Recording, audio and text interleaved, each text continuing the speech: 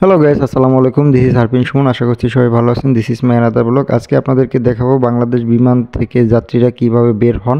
So guys, আমি এখন দুবাইয়ের একটি ফ্লাইটে চলে যাব। তার আগে দেখতে পাচ্ছেন যে কি অস্থির একটা ভিউ বাইরে দেখা যাচ্ছে, ওয়াসাম একটা ভিউ।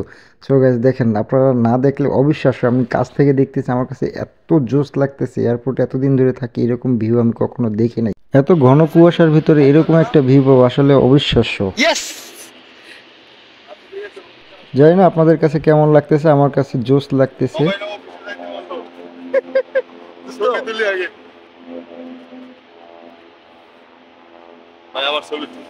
আরে ভিডিও করতেছি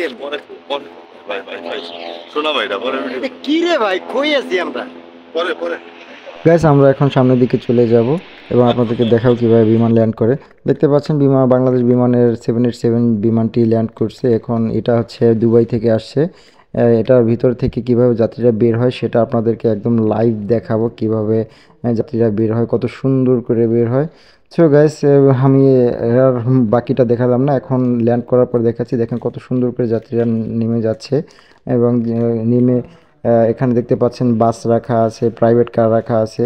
প্রাইভেট কারে মূলত যারা বিজনেস ক্লাসে টিকিট কাটে এসছেন, তারা যারা ভিআইপি যাত্রী, তারা এই প্রাইভেট কারে ইমিগ্রেশনের সামনে গিয়ে ইমিগ্রেশন চেকিং হয়ে তারপরে তাদের ব্যাগেজ নিয়ে তারপর তারা বেরিয়ে যাবেন।